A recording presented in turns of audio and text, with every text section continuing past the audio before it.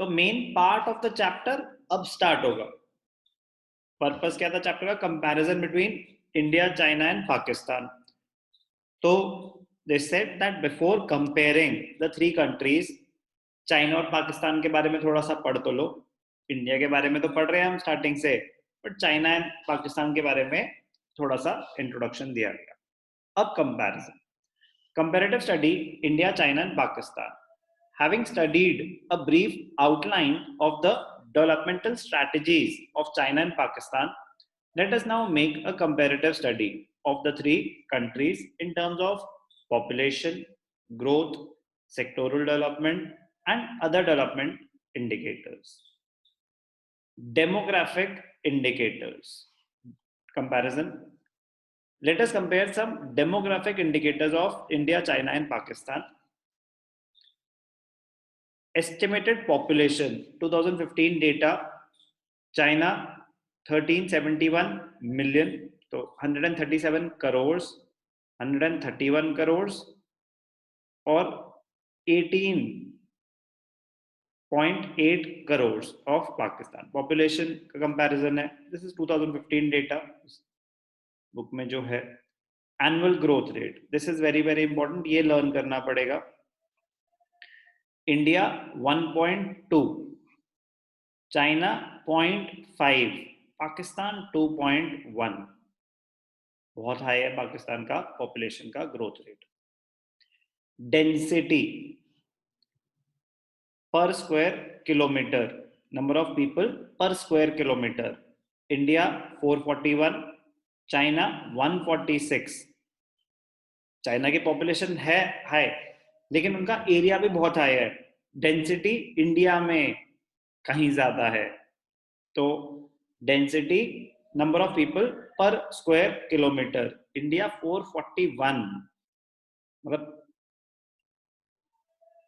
बहुत ज्यादा, 3.5 times almost that of China, बहुत ज्यादा है डेंसिटी, इसीलिए यहाँ भीड़ दिखती है। चाइना 146, मतलब पॉपुलेशन सबसे ज्यादा होने के बाद भी उनकी डेंसिटी कम है, इंडिया और पाकिस्तान दोनों से ही। उनका एरिया बहुत बड़ा है, third largest country in the world after Canada and Russia. तो चाइना, पाकिस्तान, डेंसिटी किसकी सबसे ज्यादा? इंडिया। पॉपुलेशन किसकी सबसे ज्यादा? चाइना। ग्रोथ रेट किसका सबसे ज्यादा? पाकिस्तान। ऐसे क्वेश्चंस बन सकते हैं। सेक्स रेशियो इंडिया का सबसे ज्यादा अनफेवरेबल, सैड। पाकिस्तान का सबसे ज्यादा फेवरेबल, सरप्राइजिंग। फर्टिलिटी रेट 2015 का data, India 2.3, China 1.6, Pakistan 3.7। Urbanisation 33% of the area is urbanized, China 56, Pakistan 39। तो most important is annual growth rate, but otherwise ये डेटा इंटरप्रेट करना आना चाहिए। डेंसिटी किसकी सबसे ज्यादा है, आप फिगर्स याद करने की जरूरत नहीं है, फिगर जो याद करना है एनुअल ग्रोथ रेट याद करना है, बाकी जस्ट रीड। ये पता होना चाहिए कि किसकी डेंसिटी सबसे ज्यादा है, किसका सेक्स रेशियो सबसे ज्यादा फेवरेबल है, बैलेंस्ड है। तो just read once. Population, China is the most populous country in the world and India is the second most populated country in the world. As compared to China or India, Pakistan, population of Pakistan is very less as compared to India and China.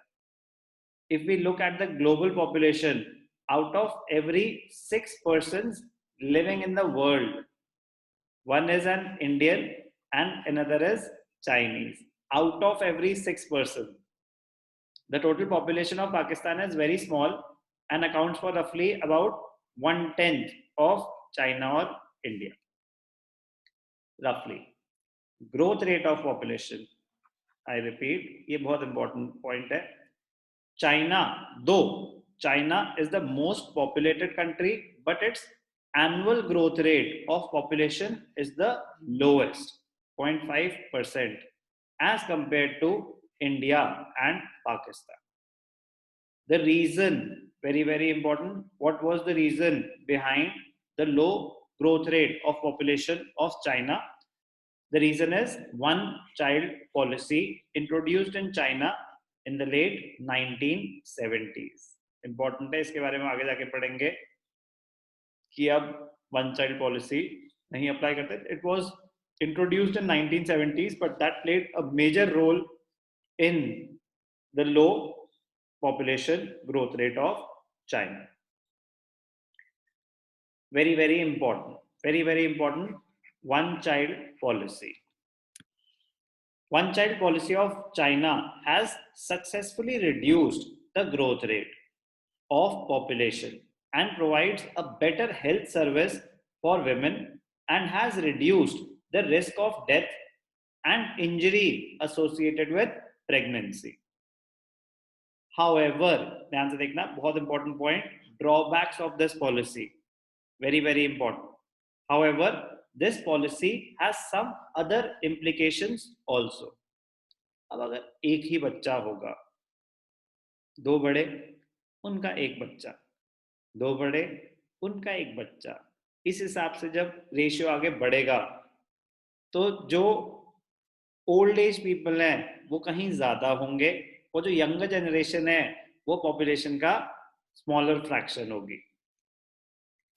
This policy has some other implications too.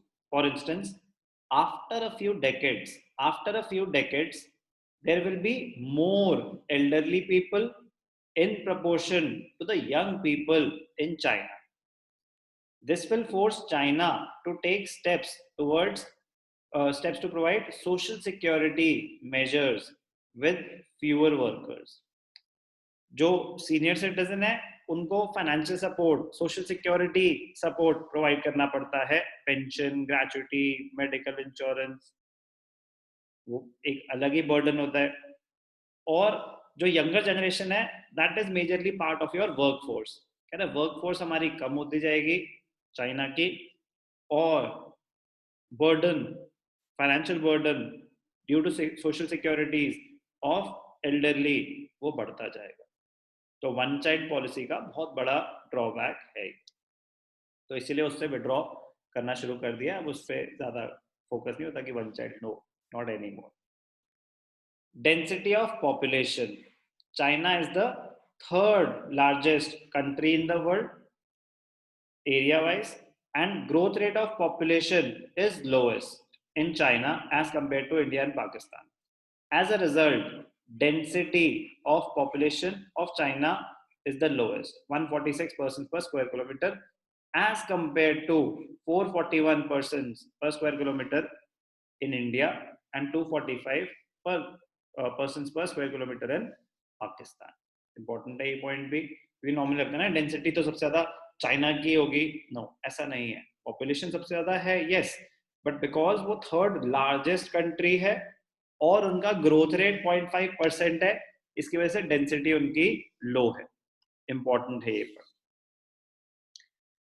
Sex ratio. Due to preference of son, sex ratio is low and biased against females in all the three countries but worst in India. Sex ratio is the lowest in India with 929 females per 1000 males. In China and Pakistan, the corresponding figures are 941 and 947. सबका ही कम है, but India का सबसे ज्यादा कम है. In the recent times, all the three countries are adopting various measures to improve the situation. इसमें से जो सबसे बड़ा स्टेप है कि वो सेक्स डिटर्मिनेशन होता ना ड्यूरिंग प्रेगनेंसी, पहले लीगल होता था पहले, अब वो इलीगल हो गया कि आपको पता ही नहीं चल सकता कि लड़का होगा या लड़की. तो that is one of the step. तो ना कि various the countries are adopting various measures to improve the situation. That is one of the step which has been taken. Fertility rate. Fertility rate is calculated as the number of children born by a woman in the reproductive age of 15 to 45 years on an average. तो data क्या है? India 2.3, China 1.6 and Pakistan 3.7.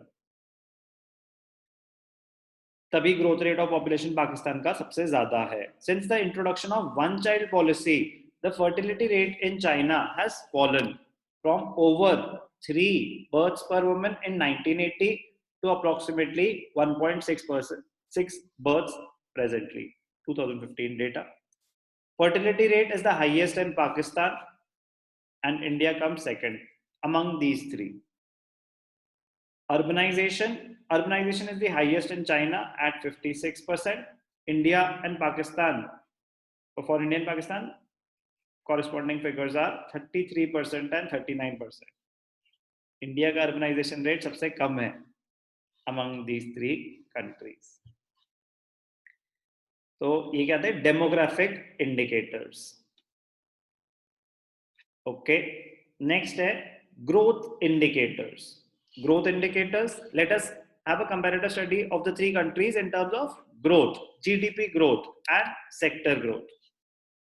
Growth rate of GDP. First, GDP growth rate is considered as the single most important indicator. GDP growth rate is considered as the single most important indicator of an economy during the period. China, with the second largest GDP as measured by the purchasing power parity, is estimated to be $19.8 trillion. India's GDP is $8.07 trillion and Pakistan's GDP is roughly about 12% of India's GDP. PPP, purchasing power parity का GDP अलग होता है, actual GDP अलग होता है. ठीक है, यहाँ पे आपसे वो ये नहीं पूछेंगे कि परचेजिंग पावर पैरिटी क्या होता है, बट अंडरस्टैंडिंग के लिए पता होना चाहिए. एक बार रीड कर लेते हैं, परचेजिंग पावर पैरिटी का मतलब क्या होता है, जस्ट अंडरस्टैंडिंग पर्पस. एक तो होता है जीडीपी जो आप एक्चुअली कैलकुलेट कर रहे हो, वैल्यू, नॉमिनल जीडीपी और GDP in terms of PPP दो अलग चीजें हैं. जो हमें बताया जाता है होता है nominal GDP, value of final goods and services produced in 1 year by the residents of a country. PPP, purchasing power parity, वो जीडीपी यूज ही कंपैरिजन पर्पस के लिए होता है. अब जैसे फॉर एग्जांपल, एक एग्जांपल छोटा सा, इंडिया में सैलरी है, average salary, let us assume, एक छोटा सा example, 50,000 per month, 50,000 per month. और यूएस में एवरेज सैलरी है, सैलरी इंडिया, यूएस में एवरेज सैलरी है, let us assume $2,500 per month. अब पहली बात तो क्या रुपीस को डॉलर से कंपेयर कर सकते हैं? नो सर, नहीं कर सकते. तो फिर हमने एस्टिमेट किया, अच्छा कितना है अभी, 75 चल रहा है डॉलर का रेट, ठीक है ना. तो अगर 75 चल रहा है तो 50,000 डिवाइडेड बाय 75, तो ये हो गया $666, 67, ठीक है, राउंड ऑफ कर दिया, पर मंथ. अब ये इंडिया की सैलरी ज्यादा है या यूएस की सैलरी ज्यादा है, कंपेयर हो सकता है? जी सर. अभी भी नहीं हो सकता. क्यों नहीं हो सकता? ये जो आप इंडिया में सैलरी कमा रहे हो, ये कहाँ खर्च करोगे, इंडिया में या यूएस में? इंडिया में. और जो यूएस में कमा रहे हो वो यूएस में. अब फॉर एग्जांपल यहाँ पे बर्गर है, लेट अस अज्यूम बर्गर है 25 रुपए का, अजम्पशन है, या चलो 35 रुपीज का ऑन एन एवरेज. हाँ जी सर. और यूएस में बर्गर है, लेट अस अज्यूम $1 का. Yes sir. तो यहाँ पे वो बर्गर कितने का पड़ रहा है डॉलर के टर्म्स में? $0.5. 5. हाँ जी. और बाहर कितने का पड़ रहा है? $1. तो परचेजिंग पावर इंडिया में ज्यादा है या बाहर ज्यादा है इस पर्टिकुलर प्रोडक्ट की? सर इंडिया में ज्यादा हो गई ना। यहाँ पे तो $0.5 का मिल रहा है। तो अब अगर मैं, तो एग्जाम्पल क्या हुआ, ध्यान से देखना, एग्जाम्पल का मतलब कि जो यूएस में चीज $1 की मिल रही है, एस्टिमेटेड फिगर, वो इंडिया में कितने की मिल रही है? Half the value half the approximately. Value. तो लेकिन अब अगर मैं इसको एक्चुअल पीपीपी चाहिए इसकी, परचेजिंग पावर पैरिटी, कि एट पार लेके आओ परचेजिंग पावर, तो इंडिया में हाफ रेट पे मिल रहा है, हाँ मतलब जी। डबल सामान ले सकते हैं। हाँ जी।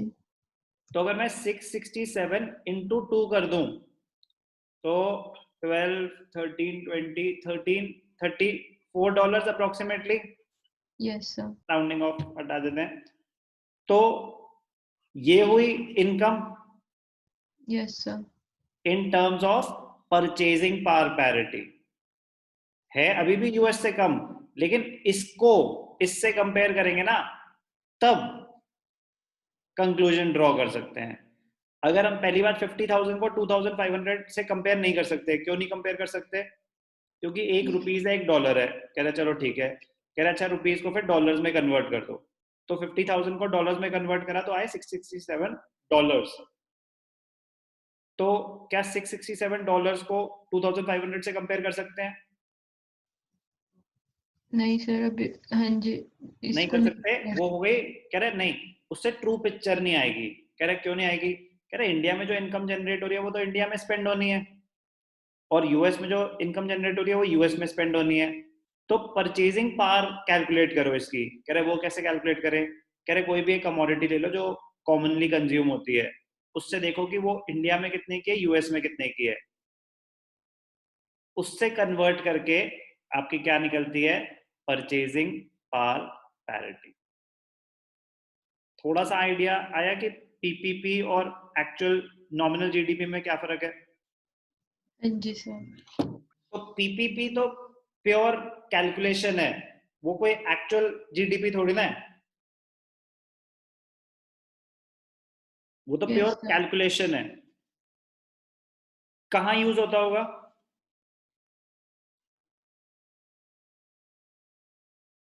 सिर्फ कंपैरिजन पर्पस के लिए। डिफरेंट कंट्रीज में अगर कंपेयर करना है कौन सी कंट्री अच्छा कर रही है, तो डायरेक्टली आप जीडीपी कंपेयर नहीं कर सकते, आपको पीपीपी के टर्म्स में कंपेयर करना पड़ता है। परचेजिंग पावर पैरिटी का मतलब समझ आया? हाँ जी सर। एक ही हाँ जी सुनाई दे रहा है मुझे। Yes, sir. Yes, sir. Sir. Yes, sir. चलो good. PPP shows the equality of purchasing power among countries. That is, quantity of goods and services that can be bought with a unit of money. Purchasing power, equality of purchasing power. At the international level, unit of money of India, Pakistan, and China are Indian rupee, Pakistan rupee, and yuan respectively. The value of each domestic currency is different in different countries. For example, one Indian rupee cannot buy the same quantity of goods and services in Pakistan or China as it can buy in India. सबकी purchasing power parity अलग है, purchasing power अलग होती है। Similar is the case for Pakistani रुपये and China. India में ₹1 का जितने का सामान ले सकते हो, ₹1 चाइना में स्पेंड करोगे तो उतना सामान नहीं आएगा, पाकिस्तान में नहीं आएगा, डिफरेंट होता है। Now US dollar is universally accepted currency, therefore GDPs of different countries are expressed in US dollars and called PPP US dollars. Normal GDP can also be expressed in US dollars. That will not be PPP. तो GDP normal और GDP in terms of PPP दो अलग है। Purchasing power parity की कहानी समझ आई आपको? क्यों जरूरी है? For comparison purpose. ओके, हाँ जी सर। चलो अब आते हैं हम डिस्कशन पे। तो ग्रोथ इंडिकेटर्स में पहला था जीडीपी। वर्ड को दोबारा पढ़ लेंगे. GDP growth rate is considered as the single most important indicator of an economy during the period. China, with the second largest GDP as measured by the purchasing power parity, is estimated to be $19.8 trillion. China की.